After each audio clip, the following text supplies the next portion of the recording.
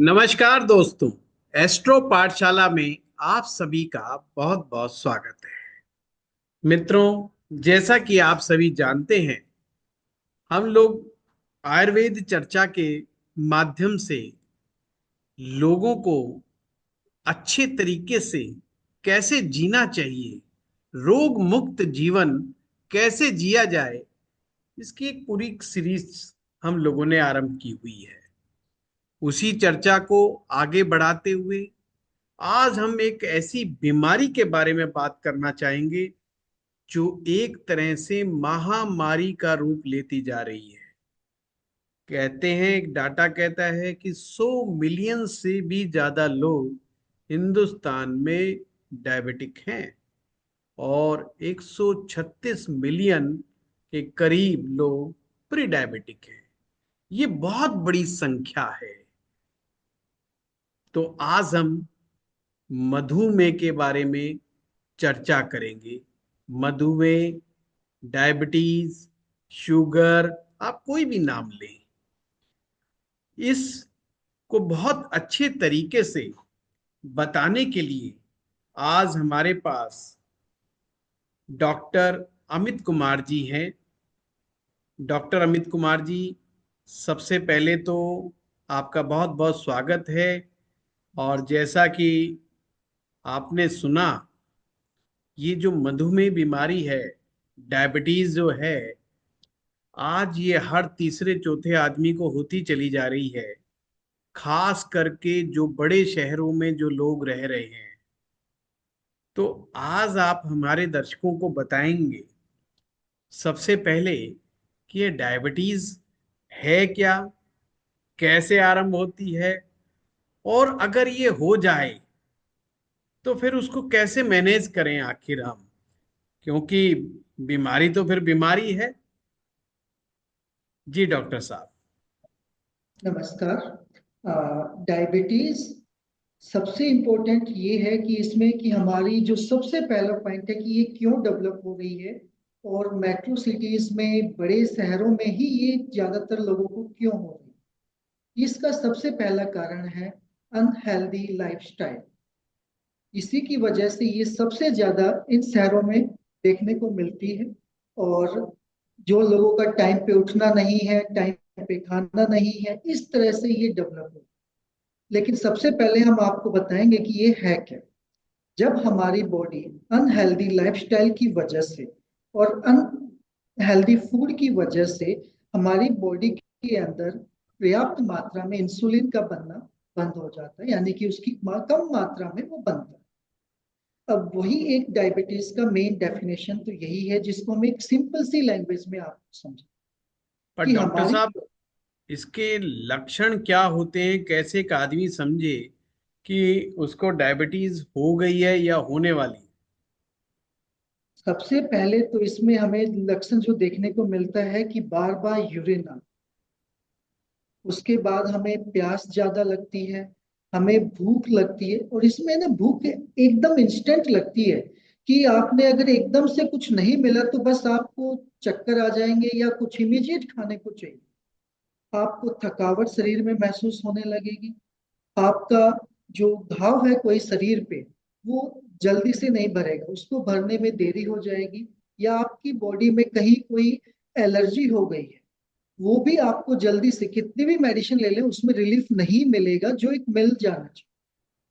और आपकी nervous system और ये सब चीजें वीक होने लगते हैं, और आपका वेट लॉस होना शुरू हो जाता है। इससे आप ये पहचान सकते हैं कि आपको डॉक्टर को सलाह करके और अपनी डायबिटीज की जांच करवा लेनी चाहिए। तो डॉक्टर साहब, इसकी जांच क्या होती है? कौन सा ऐसा टेस्ट होता है जिससे हमें पता लगे कि ये शुगर हो गई है? और उसका मतलब क्या मापदंड क्या है उसका, कि जब हम मान लें कि शुगर आ गई है? जी। देखो, इसमें हमारा सिंपल सा ग्लूकोज टेस्ट होता है, जिसमें हम फास्टिंग एंड पोस्ट पेरिंडियल यानी कि खाने खाने के 2 घंटे बाद वाली वो एक रैंडम शुगर होती है। इससे हम पहले बात करेंगे फास्टिंग शुगर के। जब हम फास्टिंग अगर अपनी डायबिटीज चेक करते हैं तो वो 110 से ज्यादा नहीं हो। ये यानी कि डॉक्टर साहब बता रहे हैं, डॉक्टर साहब मुझे करेक्ट कीजिएगा अगर मैं गलत हूं तो, जो आपने बताया है डॉक्टर साहब ने कहा कि एक फास्टिंग शुगर चेक करनी है, यानी जिसमें कम से कम 12 घंटे का गैप हो, और सुबह सुबह खाली पेट उसको हमने चेक करना है, ब्लड लेना है, और उसमें उसकी जो मात्रा है 110 से ज़्यादा नहीं होनी चाहिए। पर डॉक्टर साहब कुछ लोग कहते हैं कि ये 100 से नीचे रखनी चाहिए। पर चलो वो तो अलग अलग टाइम पे अलग अलग चीज़ें आती रहती हैं, उसके विषय में भी हम आपसे चर्चा करेंगे। और 110 से ज़्यादा हो जाए तो फिर डॉक्टर साहब। हमें फास्टिंग में 110 से मैक्सिमम ज्यादा नहीं होनी चाहिए। अगर उससे ज्यादा हो जाती है तो उस पे भी हम अभी आएंगे। उसके बाद हमें जो पोस्ट पेरेंडियल, जो हमारी खाने के 2 घंटे बाद, यानी कि सुबह हमने जो ब्रेकफास्ट किया है उसके 2 घंटे बाद हमें फिर से शुगर चेक करनी चाहिए, और जिसका शुगर लेवल 140 से अधिक नहीं होना चाहिए। इसके साथ में कभी भी हम रैंडमली भी शुगर चेक कर लेते हैं तो भी हमारा 140 या 150 मैक्सिमम लिमिट है, कि आपने गलती से 2-3 दिन या एक दिन पहले अगर मीठा भी खाया है, अगर वो 5 से 10 पॉइंट बढ़ के भी आया है तो हमें चिंता नहीं करनी चाहिए। और इवन सुबह फास्टिंग में भी हमारा एकदम से, अगर मान लो हमने आज सुबह चेक किया और 120 निकलाया या 125 निकलाया, और फिर हमने खाने के बाद चेक किया हमारा 160 या 170 तक आ गया, तो एकदम से घबराने की जरूरत नहीं है।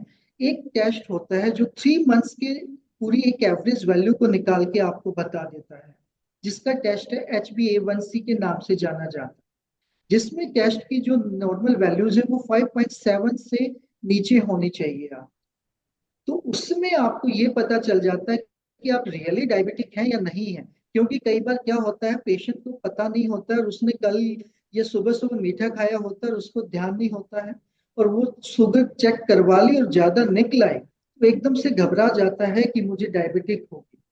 तो एकदम से घबराने की जरूरत नहीं है। डॉक्टर से कंसल्ट करके अपनी सारी जांचें प्रॉपरली करवा लें, और उसके साथ जो जो लक्षण हमने बताए हैं उन पे भी गौर करें। तो डॉक्टर साहब ये जो लक्षण है, ये कब दिखाई देने लगते हैं? मतलब कितनी, अगर मैं उसको पॉइंट के हिसाब से समझूं, तो प्री डायबिटिक वाली जो सिचुएशन है, प्री डायबिटिक कब मानेंगे उसको? प्री डायबिटिक में हमें पेशेंट को ज्यादा सिम्टम्स या ज्यादा लक्षण हमें देखने को नहीं मिलते, ठीक बहुत है। कम देखने को मिलते।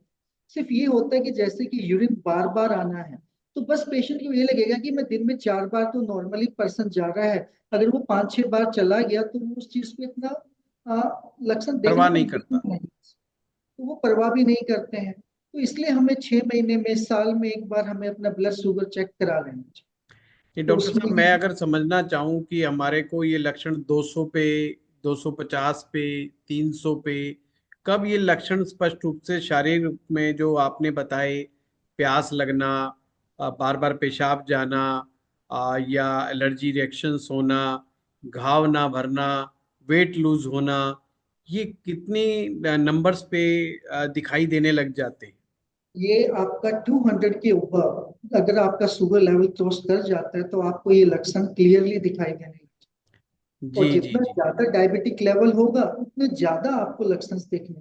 ओ, तो इनके साइड इफेक्ट क्या क्या हो सकते हैं डॉक्टर साहब? ये अगर एक आदमी को 200 से ऊपर रह रही है, 250 रह रही है, 300 रह रही है, 350 रह रही है, और वो मैनेज नहीं कर रहे हैं, या उसको सही ढंग से मैनेजमेंट उसका प्रॉपरली कर नहीं पा रहे हैं वो लोग, तो इसके क्या साइड इफेक्ट हो सकते हैं? इसका सबसे पहला साइड इफेक्ट डायरेक्टली आपके हार्ट के ऊपर है। जी। आपके हार्ट के साथ साथ आपकी ब्लड की वेसल्स, यानी कि आपकी जो नसें हैं शरीर की, जिसको नर्व्स भी जिनको हम बोलते हैं इंग्लिश में, तो उन सबको वीक कर देता है एंड डायरेक्टली आपकी किडनी पे अटैक करता है। क्योंकि जब शुगर लेवल बढ़ जाता है शरीर में तो किडनी से ही फिल्टर होना स्टार्ट हो जाता है। और जी हमें पहले भी पुरानी कहावत में भी हमें सुना होता है कि हमने यूरिन किए और यूरिन करने के बाद अगर वहां पे चींटी आ जाती है तो हम मान लेते हैं कि इंसान को डायबिटिक हो गया। जी जी जी तो इसलिए ये किडनी पे भी बहुत बुरा प्रभाव डालता जी। है। यानी हाँ कि जी। आपका कहने का मतलब है यूरिन के अंदर चीनी बाहर जाने लग जाती है, चीनी जब ये बाहर जाना चींटियां मकोड़े जो हैं वहां पर आना शुरू कर आने देते लग हैं। जाते हैं, हाँ। और इसलिए ये डायरेक्टली इम्पैक्ट किडनी पे डालती है। फिर हमारा इसका सबसे नेगेटिव इम्पैक्ट जाता है हार्ट के ऊपर। एंड आपका फिर जो भी नसें हैं हमारे शरीर की नर्व्स, उनको भी ये वीक कर देती है, जिसमें कि हमें काफी पेशेंट्स में डायबिटिक न्यूरोपैथी एक प्रॉब्लम है वो देखने को मिलती है, और जिसमें डॉक्टर नसों साहब, की प्रॉब्लम हो जाती जी जी जी, आंखों पर भी इसका के सुना है कि प्रभाव, दुष्प्रभाव पड़ता है। है। बिल्कुल हाँ, ये पॉइंट आंखों पे भी। इसमें सबसे पहले जब इंसान को स्टार्टिंग में डायबिटिक लेवल बढ़ने लगता है तो उसको ब्लड विजन यानी कि धुंधलापन या प्रॉपरली दिखाई ना देना या हल्का गिडीनेस टाइप से वो होने लगता है। कई बार तो अगर हम डायबिटीज को प्रॉपरली मैनेज नहीं करते हैं, वो ब्लाइंडनेस तक भी जा सकता है, यानी कि उनको ओह, आंखों से बिल्कुल देखना भी बंद हो सकता जी जी जी जी, तो ये तो बहुत बड़ी समस्या है डॉक्टर साहब। केवल जो शुगर है, मात्र चीनी का मामला नहीं है, ये उसके बड़े सारे साइड इफेक्ट्स आपने बताए हैं। और तो डॉक्टर साहब ये बताएं आप कि आयुर्वेद के अनुसार ये किस इम्बैलेंस को दिखाता है, क्योंकि आयुर्वेद में हमने सुना है वात, कफ और पित्त, ये तीन हैं प्रकृति के, और इनमें से कोई इम्बैलेंस हो जाती है तो बीमारी जनरेट होती है। तो है। ये किस दोष के इम्बैलेंस होने की वजह से ही ऐसा होता है? वैसे तो इसमें वात पित्त कफ तीनों में ही इम्बैलेंस देखने को मिलता है, लेकिन मुख्य रूप से कफ और पित्त के बढ़ जाने से ये हमारी तो उस बढ़ जाने से ही ये प्रॉब्लम सबसे ज्यादा देखने को मिलती है।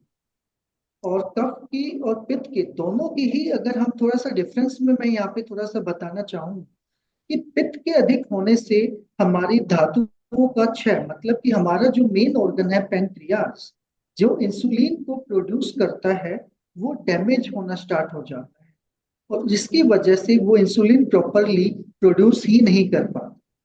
और दूसरा जो कारण है कफ का, कफ की वजह से, यानी कि जो लोग काफी हेल्थ मोटे होते हैं और कफ ज्यादा होता है और जिनका वेट ज्यादा होता है, उनमें पेनक्रियास के ऊपर एक फैट, एक कफ की लेयर बन जाती है, एक आवरण बना लेते हैं। आयुर्वेद में इसको आवरण उसमें बोला गया है कि कफ आवरण कर लेता है, जिससे वो पेनक्रियास इंसुलिन प्रोड्यूस तो कर पा रहा है पर वो बॉडी तक पूरी तरह से पहुंच नहीं पा रहा। तो ये दो तरीके से कफ और पित्त हमारी बॉडी में इम्बैलेंस यानी कि बढ़ जाने से हमें पेनक्रियास के वीक करके और हमारा इंसुलिन का प्रोडक्शन कम कर देते तो डॉक्टर साहब, ये एक टर्म होती है इंसुलिन सेंसिटिविटी, हैं। हाँ वो आजकल बड़ी प्रचलित है। तो ये इंसुलिन सेंसिटिविटी क्या होती है? जी, इंसुलिन सेंसिटिविटी हमारा बेसिकली बात भी इन्वॉल्व हो जाता है। एंड हम कोई भी मेडिकेशंस या उस टाइप से लेते हैं तो हमारा प्रॉपरली रिस्पॉन्स उसमें देखने को नहीं मिलता। और ये इसके साथ साथ हमारा ये यहाँ पे हम डिफरेंस करेंगे कि टाइप 1 एंड टाइप 2 भी डायबिटीज का है, जिसके अंदर हमारा जो टाइप 1 होता है वो ऑटो इम्यून को लेके एक डिजीज होता है, जिसमें मोस्टली बच्चों में या एडोलसेंट्स के अंदर देखने को मिलता है, और जहाँ पे वो इंसुलिन का ऑर्गन खुद ही इंसुलिन प्रोड्यूस नहीं कर पा। एंड टाइप 2 जो हमारे अनहेल्दी लाइफस्टाइल और डाइट की वजह से, जो पुअर डाइट हमने ली है उसकी वजह से ये हो जाता है। और हम इसको जब मैनेज नहीं कर पाते हैं या मैनेज नहीं करते हैं तो हमारे में एक रेजिस्टेंस डेवलप होने लगता है और हम हमेशा लाइफ टाइम मेडिकेशन पे रहना पड़ता ओ, तो डॉक्टर साहब ये तो बड़ी गड़बड़ समस्या है। तो इसके मेन मेन क्या, किन किन कारणों से आपने बताया, एक तो लाइफस्टाइल डिसीजेज है ये, और क्योंकि लाइफस्टाइल में अगर रेगुलरिटी ना हो, उसमें कहीं गलतियां हो रही हों उनसे, और दूसरा आपने बताया है कि गलत खान पान की वजह से। तो पर एक सामान्य व्यक्ति क्या माने कि लाइफस्टाइल डिसीजेस, मतलब क्या गलतियां वो कर रहा है नित्य के अपने काम करने में, और किस तरह का वो खाना खा रहा है कि हम माने कि इस तरह का खाना अगर लगातार खाओगे और क्या क्या गड़बड़ियां करोगे तो आपको ये शुगर हो सकती है। अगर आप प्री डायबिटिक हैं तो आप डायबिटिक में कन्वर्ट हो सकते हैं, और फिर आपको सारी जीवन भर दवाइयों पे रहना पड़ सकता है। जी डॉक्टर साहब। है। डायबिटिक में सबसे इंपॉर्टेंट होती है रेगुलर रूटीन फॉलो करना। आपको एक डेली रेगुलर रूटीन फॉलो करना, जिसमें आपको टाइम से उठना, टाइम से सोना और टाइम पे खाना खाना, ये रूटीन और रेगुलरिटी इंपॉर्टेंट है इसके अंदर। जब भी हम आपकी आजकल की जो बड़ी सिटीज हैं, यहाँ पे मैंने बहुत से पेशेंट्स के अंदर देखा है कि सुबह लेट उठना, रात को लेट तक जाना, बाहर से खाना ऑर्डर कर लेना या बाहर जाके खा लेना, ये सब चीजें को एक कारण है। अब हम वन बाय वन करके हम इन पे डिस्कस करें। सबसे पहले तो खाने की बात करें तो हमने प्रोसेस फूड पे आजकल हम जो बहुत ज्यादा आ गए हैं, हमारे फ्रिज में भर के रखा होता है।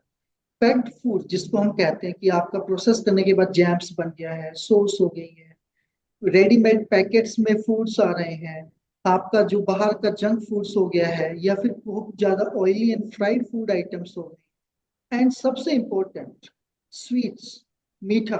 यानी कि हम काफी मात्रा में हम मीठा खा रहे हैं, यानी कि हम उस चीज के इतने वो हो जाते हैं कि एडिक्शन में हैबिचुअल, कि हम हर चीज के बाद मीठा खा रहे हैं। वो कुछ खाया तो हमने मीठा खा लिया, कुछ खाने के वो किया तो हमने मीठा खा लिया हमने। तो उस मीठे से एंड प्रोसेस्ड फूड, तो ये सबसे इम्पोर्टेंट कारण है जो इसमें हमारे डायबिटीज को डेवलप करने का कारण। इसके साथ साथ हमारा जो रूटीन है कि हमने कभी भी जब हमें भूख लगी मंगाया और खा लिया, हमने ना तो समय देखा ना हमने ये देखा कि क्या खाया।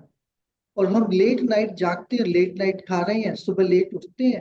सुबह लेट उठने से हमने पहले भी कुछ पॉइंट्स पे डिस्कस किया था कि कफ बढ़ जाता है, और डायबिटीज भी बेसिकली कफ के बढ़ने से होता है। एंड जो पित्तज बढ़ जाता है, जो एक्सेसिव मात्रा में हमारा विनेगर्स वगैरह, एप्पल सिनेडर या किसी और तरह का सिरका ले रहे हैं, या अल्कोहलिक पेशेंट्स हैं जो अल्कोहल का बहुत ज्यादा कंजप्शन करते हैं, उनमें हमें देखने को मिलता है कि पित्त के इंक्रीज होने से और उनका जो पैनक्रियाज डैमेज होने लगता है।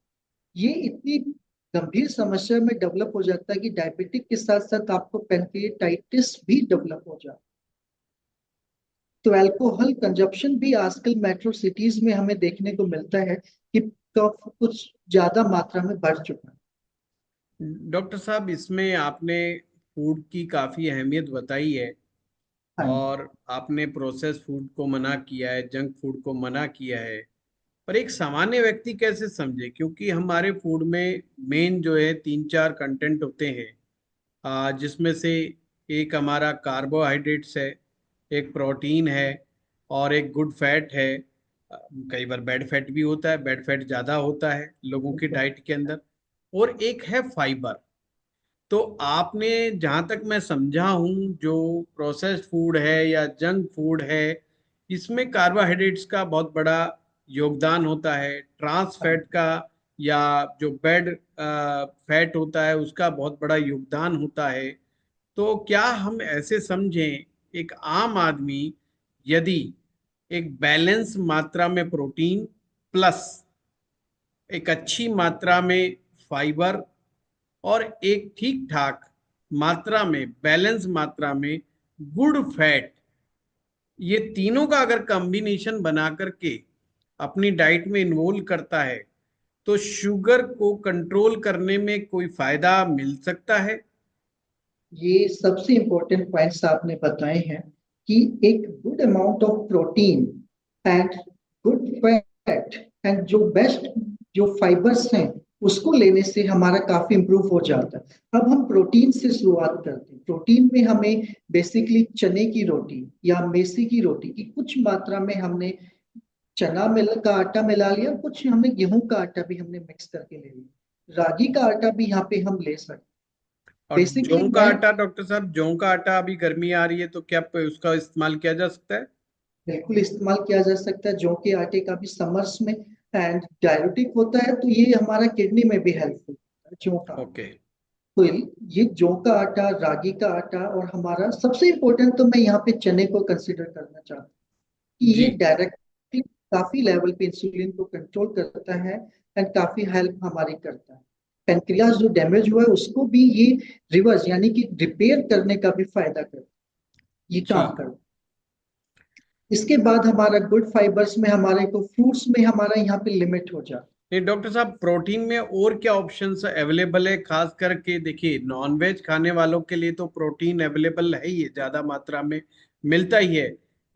सबसे ज्यादा डेफिशिएंसी अक्सर देखी जाती है वेजिटेरियंस में, क्योंकि अक्सर इतनी वो दाल खा नहीं सकते जितनी बॉडी की रिक्वायरमेंट होती है, या इतनी वो बेसन की रोटियां नहीं खा पाते कई बार।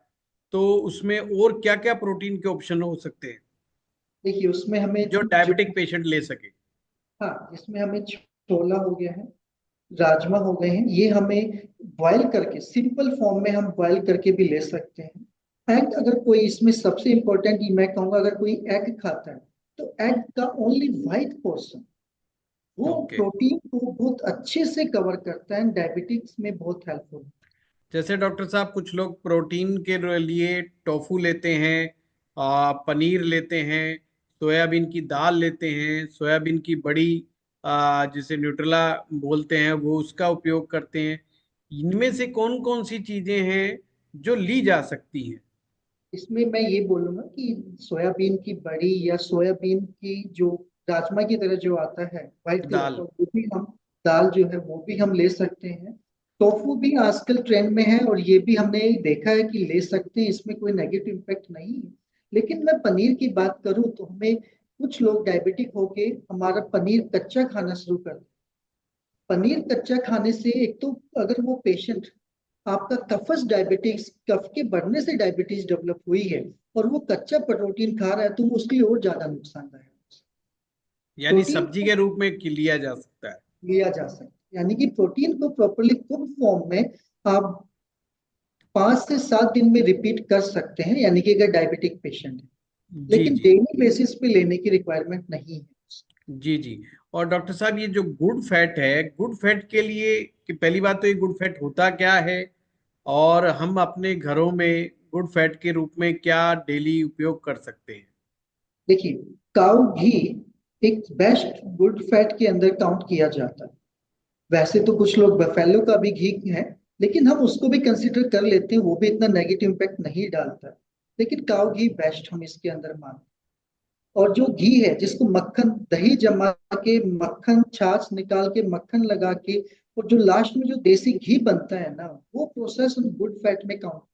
इवन जिन लोगों का जिनका कोलेस्ट्रॉल हाई होता है, जिसमें एक गुड कोलेस्ट्रॉल होता है एचडीएल लेवल, एचडीएल लेवल काफी लोगों में हमें कम देखने को मिलता है, तो वहां पे भी हमें घी खाना चाहिए।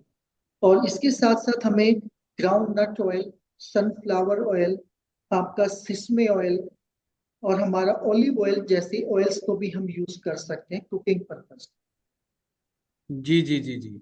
और सरसों का ऑयल भी? सरसों का ऑयल भी हमारे नॉर्थ इंडिया के अंदर तो ये one of the best one में है, एंड 12 महीने हम इसको यूज कर सकते हैं। क्योंकि सिसमे ऑयल हमें पता है कि वो केवल विंटर्स में ही यूज होगा, ग्राउंड नट भी मोस्टली हम विंटर्स में ही यूज करना चाहिए। एक सनफ्लावर ऑयल है एंड हमारा मस्टर्ड ऑयल है, ये हमें होल ईयर पूरा यूज कर सकते जी जी जी जी जी। हैं। हाँ जी। बादाम का तेल, अखरोट का तेल, बेशक उनको खाने में नहीं पर किसी तरीके से और तरीके से अगर अब जोड़ा जाए, जैसे बादाम की बड़ी भूरी भूरी प्रशंसा की जाती है, बादाम रोगन है, तो क्या इसका भी उपयोग किया जा सकता है किसी रूप में? बिल्कुल कर सकते हैं। जिनका डॉक्टर से कंसल्ट करने के बाद जिनका कफज, यानी कि कफ के इंक्रीज होने से जो डायबिटिक डेवलप हुआ है, उसमें हम बादाम का ऑयल यूज कर सकते हैं और ये उनके लिए बहुत हेल्पफुल हो। बट जिनका पित्तस को लेके हमारा डायबिटिक डेवलप है, या अल्कोहलिक पेशेंट्स का जो है, या जो बहुत एसिडिक बॉडी वाले हैं, उनको हमें बादाम का ऑयल नहीं यूज करना। जी और जी इसको बेस्ट यूज करने का तरीका है कि आप 5 ड्रॉप रात को 1 कप गुनगुने दूध के अंदर डाल के यूज करें, तो ये बहुत बेस्ट उनके लिए काम। जी जी जी जी जी। बहुत बढ़िया आपने बताया। तो डॉक्टर साहब हम जो है, आप फलों के रूप में, फलों की अक्सर चर्चा बहुत होती है हमारे देश में कि फ्रूट्स खाओ फ्रूट्स खाओ। तो बेचारा डायबिटीज पेशेंट बेचारा मन मान के मार के रह जाता है, वो डरता रहता है कि कौन सा फ्रूट खाएं कौन सा ना खाएं। तो डॉक्टर साहब कौन सा खाने चाहिए और कौन सा नहीं खाने चाहिए डायबिटिक पेशेंट को? डायबिटिक पेशेंट में तो वैसे कहा जाए तो मोस्टली सारे फ्रूट्स बंद हो जाते हैं, लेकिन हमने काफी उसकी रिसर्च के बाद देखा है कि हम, एक ग्रीन एप्पल आता है गोल्डन कलर का एप्पल, उसको हम यूज कर सकते हैं। गवावा को यूज किया जा सकता है, पपाया को यूज किया जा सकता है। ये 2-3 फ्रूट्स हैं उनके पास जो वो बहुत अच्छे से इस्तेमाल कर सकते हैं। और जो बाकी के जैसे कि चकुंदर हो गया है आपका, केला हो गया है, चीकू हो गया है, अंगूर हो गए हैं, जो डायरेक्टली जिसके अंदर शुगर कंटेंट बहुत हाई लेवल में है, उनको अवॉइड करने में ही बेनिफिट। या उसको और बहुत ही लिमिट करके, मतलब अंगूर का 2-3 दाने ले लिए बस, इससे हाँ, ज्यादा लेने नहीं है। बिल्कुल देखो, लिमिट करके, लिमिटेड पोर्शन। हाँ, लिमिटेड पोर्शंस में मैं बिल्कुल एग्री करूंगा कि हाँ वो यूज कर सकता है, बट क्या होता है कि हम एक्चुअली कुछ में क्या है डॉक्टर साहब, ज्योतिष में ऐसी मान्यता है कि ये मन का रोग भी है, यानी कि स्ट्रेस हाँ, ओरिएंटेड रोग है। और वैसे ही बेचारे को जैसे ही वो फर्स्ट टाइम सुनता है कि तुझे डायबिटीज हो गई, तो बेचारा उसको याद आता है कि यार ये तो मेरा सब कुछ छूट गया। हाँ, तो मैं ये कहना चाहूंगा, डॉक्टर साहब ने जो जो चीजें बताई हैं कि ये नहीं करनी है, उनको बिल्कुल अवॉइड करना चाहिए। पर फलों के मामले में बहुत छोटा पोर्शन अगर आपका मन कर रहा है, क्रेविंग्स आ रही हैं, तो यू कैन यूज। जैसे कि संतरा ले रहे हैं कि आधा थोड़ा संतरा ले लिया, 4-5 अंगूर की वो ले ली, और इस तरीके से चुकंदर, थोड़ा सा चुकंदर ले लिया, कुछ चुकंदर का टुकड़ा ले लिया, चीकू एक खा लिया। मतलब ये नहीं कि हम प्लेट भर के बैठ गए और आधा किलो लग रहे हैं, या अंगूर खाने बैठ रहे हैं। अंगूर वैसे ही बड़े टेस्टी होते हैं, जब आदमी खाने बैठता है तो एक अलग ही उसका प्रोग्राम बन जाता है, और वो बहुत ज्यादा खा जाता है। वो बहुत ज्यादा हानिकारक हो सकता है, क्योंकि एकदम से ये शुगर स्पाइक देते हैं बॉडी के अंदर। ये जो स्पाइक्स होती हैं ये बहुत अच्छी नहीं होती हैं। ऐसे ही जो भी शुगर स्पाइक देने वाले पदार्थ हैं, इनसे हमें बचना ही चाहिए। वैसे डॉक्टर साहब ने अनाज जो स्पेशली बताए हैं, रागी है, जौ है, बेसन का आटा है, यानी कि चने का आटा है, ये सब ज़्यादा बेनिफिशियल रहते हैं। तो डॉक्टर साहब इसमें आलू और चावल के बारे में और कंसेप्ट क्लियर कर दो। ये लोगों को खाने चाहिए नहीं, नॉर्थ इंडिया वाले आलू और चावल के बगैर बेचारे रह नहीं पाते। देखिए, आलू को और चावल को मुझे, मैं बिल्कुल क्लियरली बोलूंगा कि वंस इन ए वाइल, कि 15 दिन या महीने भर में कभी थोड़ा बहुत टेस्ट कर लिया, बट एक वेरी वेरी लिमिटेड क्वांटिटी के अंदर, अदरवाइज तो ये नहीं है। और इसके साथ में एक पॉइंट और मैं बोलूंगा कि कुछ लोग, किशमिश होती है या मुनक्का होती है, अंजीर होती है, ये भी मीठे में काउंट होते हैं, ये नहीं जी। लेना हो। कुछ लोगों का एक मिथ है कि गुड़ से शुगर नहीं बढ़ती, हाँ, ये बहुत है। तो गुड़ से भी डायबिटिक बढ़ती, ऐसा नहीं है, मीठा तो है ही। अब आप क्या करते हैं, हमने कई बार पेशेंट्स में देखा कि हमने बोला कि ठीक है, 1 ग्राम या 2 ग्राम का छोटा सा पीस ले सकते कभी कभी, बट वो 1-2 ग्राम से बढ़ते बढ़ते कब उनका 10 ग्राम हो जाता है, हमें पता ही नहीं चलता। तो इसलिए मेरा तो ये मानना है कि हो सके तो इसे रेगुलरिटी में ना ला के, इससे एक वंस इनकी कभी हमने वो ले लिया, कभी हमने कुछ ले लिया, बहुत कम क्वांटिटी में जस्ट फॉर ए टेस्ट हमने यूज कर लिया। एक्चुअली में नहीं डॉक्टर तो, साहब, हम इंडियंस बहुत ब्लेस्ड हैं। हाँ जी, जब हमारे पास कोई काम नहीं होता तो खाना हमारा एक काम होता है। हाँ जी, कि अब सुबह हो गई तो खा लो, दोपहर हो गई तो अब खा लो, मन दुखी है तो खा लो, मन दुखी नहीं है तो खा लो, दोस्त आ गया है तो खा लो, शादी है तो खा लो, दुख है तो खा लो, घूमने जा रहे हो तो खा लो। तो किसी ना किसी बहाने से खा लो। अब सोने का टाइम हो गया तो भी कुछ खा लो। तो खाना जो है, खाने के मामले में हम इंडियंस ब्लेस्ड हैं। इसीलिए हम लोग इस चीज़ पे कंट्रोल नहीं करते। और शायद यही बात आप कह रहे हो, क्योंकि 1 ग्राम से कब 10 ग्राम बदल जाएगा, कंट्रोल करना तो हम लोगों को नहीं आता है, जो हमारी जनरेशन है। और वो कभी कभी वो अति कर जाते हैं। तो डॉक्टर साहब, वही, अक्सर आपके प्रोग्राम में लोग ये जानना चाहते हैं कि भाई कोई होम रेमेडीज भी आप बताओ, ताकि घर में ऐसा क्या करा जाए, घर में क्या चीज़ बनाई जाए, खाने पीने में किन चीज़ों का उपयोग किया जाए कि एक आम आदमी को लाभ मिल सके घर की रेमेडीज से भी। देखिए, डायबिटिक पेशेंट अगर कोई डायग्नोस हो जाता है, उसे पता चल जाता है कि मैं डायबिटिक हूँ, तो उसको, वैसे तो सब्जियों में वो सभी प्रकार की सब्जी खा सकता है, मैं कोई रिस्ट्रिक्शन नहीं देना चाहूँ कि पकने के बाद वो गाजर की भी सब्जी खा सकता है, या चुकंदर की भी सब्जी खा सकता है कुक्ड अच्छा। फॉर्म में। लेकिन मेरा ये मानना है कि कुछ स्पेसिफिक सब्जियों का मैं यहाँ पे जिक्र कर रहा हूँ, और जिनको उन्हें की क्वांटिटी को ज्यादा कर देना चाहिए, यानी कि दिन में एक बार तो उस टाइप से वो सब्जियां जो मैं बताऊंगा वो ले लेनी चाहिए एक बार तो, जब जिसमें आपका करेला हो गया है, लौकी हो गई है, टिंडा हो गया है, मेथी को हम जो ग्रीन वाली मेथी आती है ना रोटी में, हम कई बार जी जी जी। डाल के बनाते हैं, उसकी हमने रोटी खा ली है। आपने लौकी हो गया है आपका, छोले हो गए हैं, चना हो गया है, इस चीज की सब्जी प्रॉपरली कुक फॉर्म में बना के हम ले सकते हैं। इसके साथ मैं कोई रिस्ट्रिक्शन वेजिटेबल्स में नहीं करना चाहता। और होम रेमेडीज की बात करें तो सबसे पहले मैं नाम यहाँ लेना चाहूंगा करेला, जामुन और नीम के पत्तों का जूस फॉर्मेशन। इनका जूस बना के, और एक गिलोय भी आप इसमें ऐड कर सकते हैं। इसका जूस आप डेली बेसिस पे रोज सुबह खाली पेट लेने लग जाए, और एक बार रात को डिनर से पहले इसको लेने का तरीका भी मैं बता रहा हूँ कि सबको हल्का सा इक्वल क्वांटिटी में ले लीजिए, एंड उसको आधा गिलास गुनगुने पानी में डाल के और अच्छे से मिक्स करके, और उसको रोज सुबह खाली पेट ले, और एक बार रात को डिनर से 1 घंटा पहले ले। इसके अलावा भी आप इसमें हम जामुन की जो गुठली आती है उसके को पीस के, सुखा के पीस के उसका पाउडर ले सकते हैं, नीम की पत्ती का पाउडर ले सकते हैं, हम आंवला चूरन यहाँ ले सकते हैं, एंड आंवला का फल एज ए सैलड फॉर्मेशन में भी हम ले सकते हैं। आंवला जूस एंड एलोवेरा जूस भी हम यूज कर सकते तो डॉक्टर साहब अब आ जाएं दवाइयों के ऊपर। हैं। हाँ हमारे जी। दर्शकों को दवाइयों का बड़ा इंतजार रहता है कि जो है दवाइयाँ जो हैं डॉक्टर साहब कौन सी बताते हैं कि कौन सी उपयोग में लाई जा सकती है, देखिए या आप दवाइयों, क्या रिकमेंड करते हो अक्सर? हाँ, देखिए दवाई में मार्केट में काफी सारी दवाइयाँ अवेलेबल हैं। उनमें से मैं कुछ का जिक्र करूंगा जो बहुत अच्छा काम आजकल कर रही हैं। एक है BGR 34। इसको भी हमें 2 टैबलेट और से लेके या डॉक्टर की सलाह से ही लेके हमें यूज करना चाहिए। एंड फिर हमारा आता है डाइबिकॉन, ये हिमालय का है, लेकिन काफी अच्छा इसका काम है। एक थर्ड नंबर पे, और आजकल बहुत ही फेमस है, और आजकल मोस्टली लोग इसका यूज कर रहे हैं, वो है मधुनाशनी। ये 3 मेडिसिन बेसिकली डायबिटीज पे बहुत अच्छा काम करती है, लेकिन ये नहीं कि ये तीनों आप ले लें। ये हम डिसाइड करेंगे कि आपको कौन सी ले। हाँ, कितना उसका डायबिटीज का लेवल है, कितने टाइम क्या से है? है, उसकी हाँ, दिनचर्या क्या है, बहुत सी चीजों पर दवाई की क्वांटिटी आयुर्वेद के अंदर बहुत सारे फैक्टर्स पर काम करती है।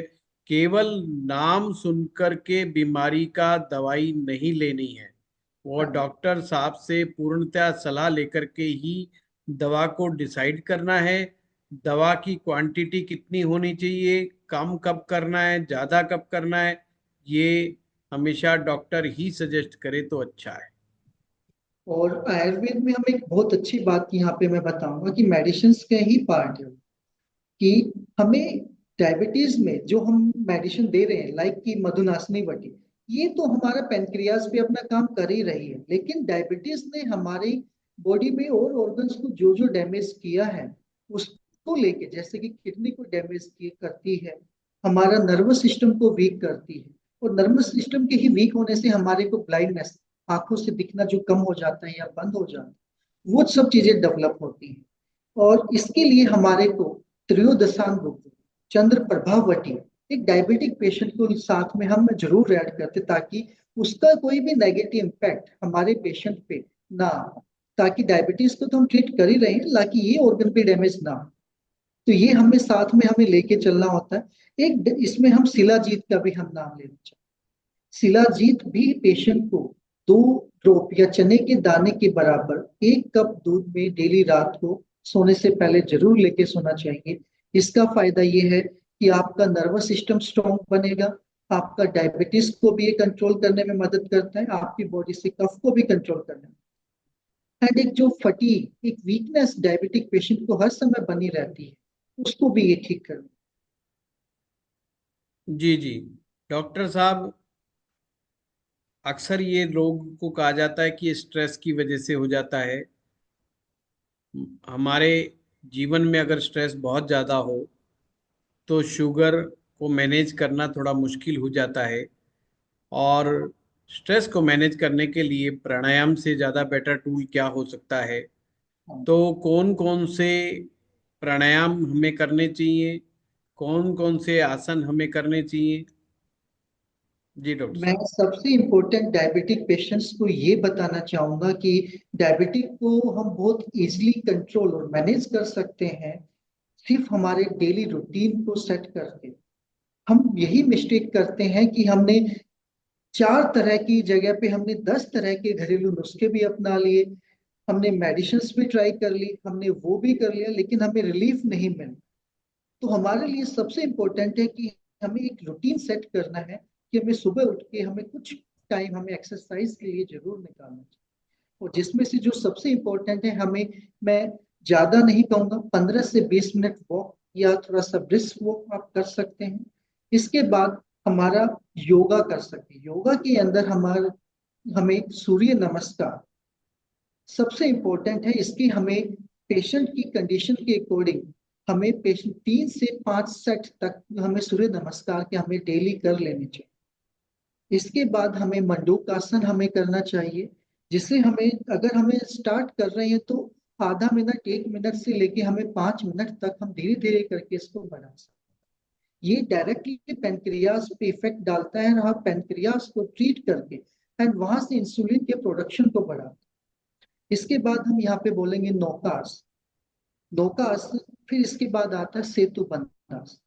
ये आसन हमें डेली सभी को, जो मैंने नाम लिए हैं, 3 से 4 सेट या 5 सेट तक आप डेली कर सकते हैं। यानी कि हर आसन 2 से 3 मिनट या 5 मिनट तक कर सकते हैं। और जब हम स्ट्रेस हो जाते हैं इसमें, हम कि काफी स्ट्रेस आ जाती है, एंजाइटी आ जाती है कि डायबिटीज मैनेज नहीं हो रहा है या कोई और प्रॉब्लम हो रही है, तो उसके लिए हमें अनुलोम विलोम, हमारे को मेडिटेशन, सिंपल प्राणायाम हमें करना चाहिए।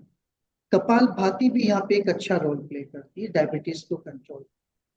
एंड मैं यही बोलना चाहूंगा कि सबसे पहले अगर किसी पेशेंट को डायबिटिक है, वो इधर उधर भागने की बजाय कि मैं ये भी खा लूं, मैं वो भी खा लूं, कि कुछ लोग बोलते हैं कि मैं मेथी को भिगो के खा लूं, मेथी को अंकुरित करके खा लूं, मैं ये करूं। इतनी सब चीजें करने से बेहतर है कि कुछ लिमिटेड चीजें होती हैं, अगर हम डॉक्टर की सलाह से उसको हम फॉलो करें, लेकिन रूटीन, यहाँ पे मैं बार बार शुरू से अब तक कई बार जिक्र कर चुका हूं कि रूटीन फॉलो करना, यानी कि अगर आप डायबिटीज की मेडिसिन ले रहे हैं तो उसमें आपका 8 से 10 घंटे में, अगर सुबह की मेडिसिन है और शाम की मेडिसिन में ज्यादा गैप ना हो या गैपिंग कम ना हो, इससे हमारी डायबिटीज की एक जो मेडिसिन की जो साइकिल है वो प्रॉपर मेंटेन नहीं हो पाएगी एंड हमारी डायबिटीज कभी मैनेज नहीं हो पाएगी। तो हमें टाइम से मेडिसिन लेना, टाइम से खाना, टाइम से सोना एंड टाइम से हमें एक्सरसाइजेस करना। और इसको ये नहीं कि हमने 4 दिन या 5 दिन किया, इससे हमें कंसिस्टेंसी में रेगुलर मेंटेन करके चलना है। और मेरा ये मानना है कि आप 4 से 6 महीने में अपनी डायबिटीज को काफी हद तक कंट्रोल एंड मैनेज कर सकते बहुत बढ़िया डॉक्टर साहब बताया आपने। और हैं। हाँ जैसा जी। कि आप सभी जानते हैं, एस्ट्रो पाठशाला ज्योतिष का चैनल है। तो अब हम ज्योतिष के बारे में भी बताएं कि डायबिटीज किस कारण से होती है। यदि आपकी जन्म पत्रिका में शुक्र ग्रह, सबसे पहले हमें शुक्र ग्रह को देखना होता है। शुक्र ग्रह जब किसी भी कारण से कमजोर होता है या वेल प्लेस्ड नहीं होता या पाप ग्रहों के साथ बैठता है, क्योंकि शुक्र ग्रह खुशी का सबसे बड़ा ग्रह है। जीवन में जब खुशियां कम होने लगती हैं, स्ट्रेस जब ज्यादा होने लगता है, शुक्र ग्रह जल तत्व का प्लेनेट है। और जल तत्व हमारे इमोशंस को रिप्रेजेंट करता है। जब बार बार जीवन में इमोशनल डेंट लगने लगे, रिलेशंस हमें अपनी इच्छा के अनुसार प्राप्त ना हो, या हम किसी टॉक्सिक रिलेशनशिप के अंदर हो, तो शुक्र हमारा गड़बड़ रहने लग जाता है।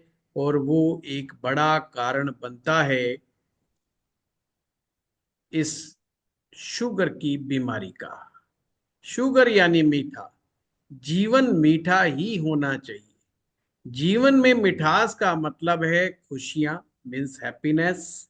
जीवन में आनंद होना चाहिए, जीवन में एंजॉय होना चाहिए। तो हाँ, इसका मतलब होता है कि हमारा शुक्र सही ढंग से काम कर रहा है।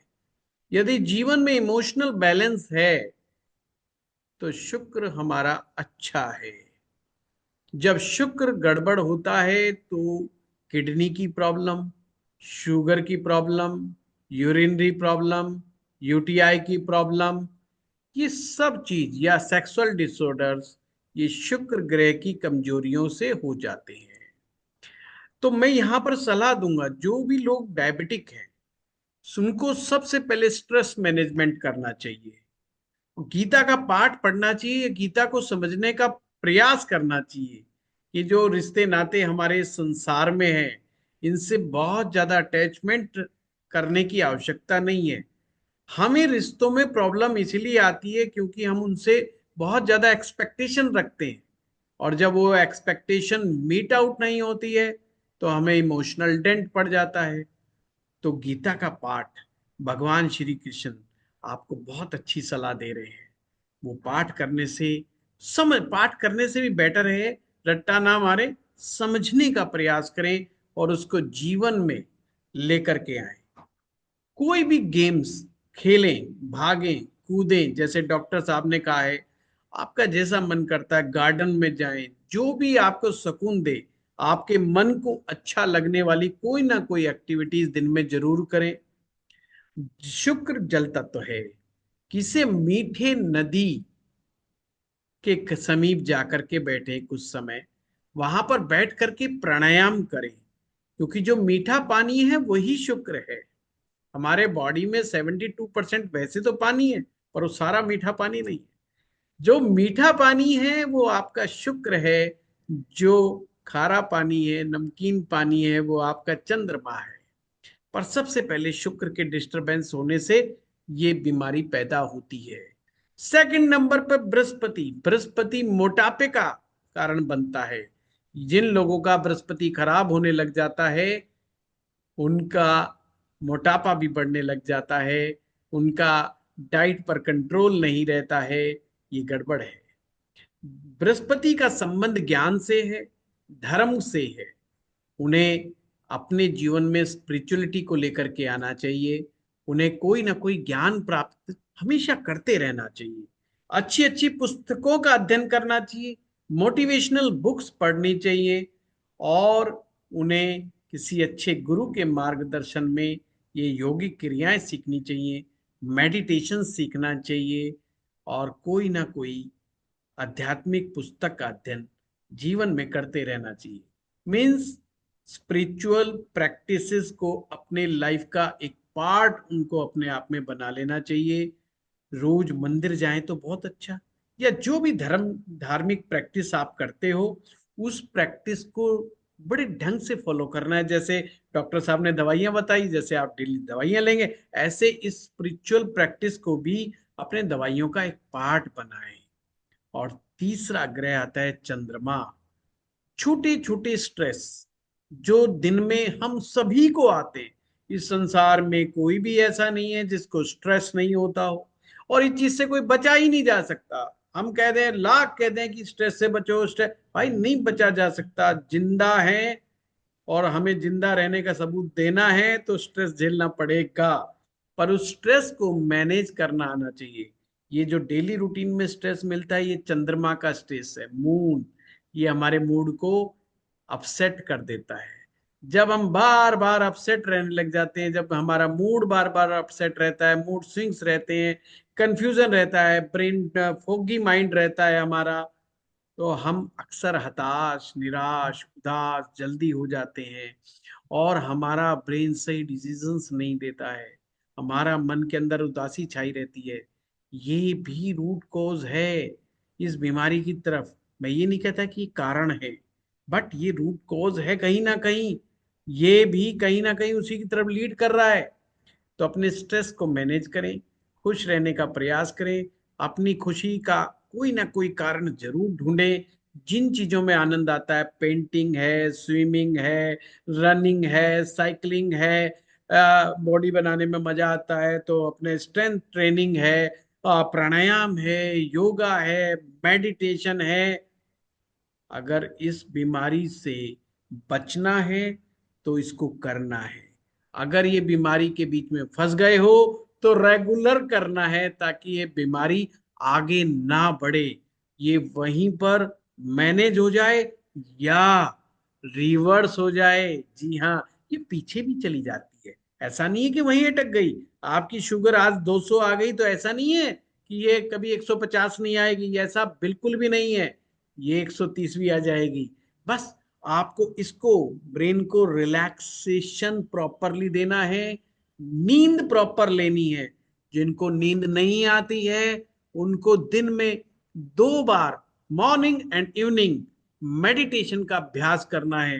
क्योंकि एक अच्छा मेडिटेशन आपकी नींद की कमी को काफी हद तक पूरा करता है।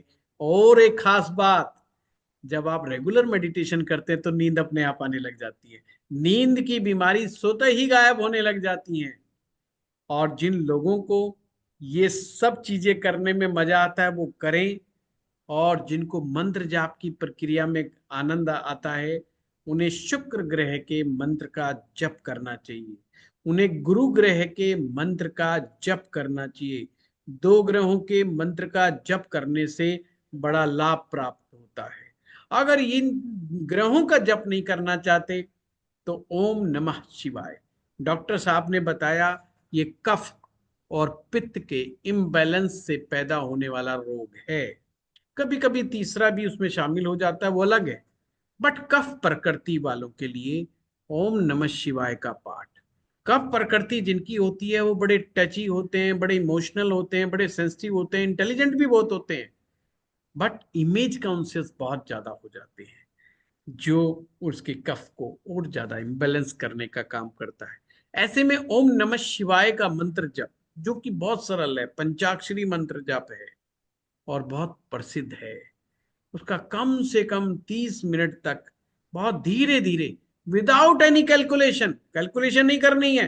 क्योंकि कैलकुलेशन करोगे तो दिमाग पर जोर पड़ेगा, वो नहीं करना है। सिर्फ घड़ी में टाइम देख करके 30 मिनट ओम नमः शिवाय का पाठ करो।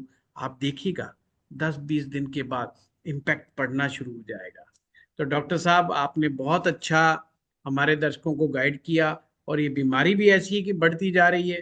तो और एक और कमाल की बात, हमारे दर्शक ने लिखा था कि डायबिटीज के बारे में वीडियो बनाएं।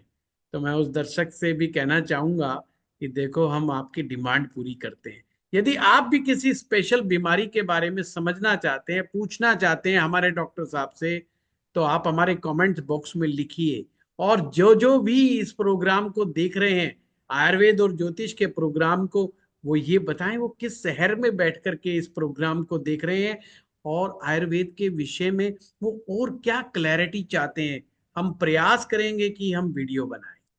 तो डॉक्टर साहब आपका बहुत बहुत धन्यवाद।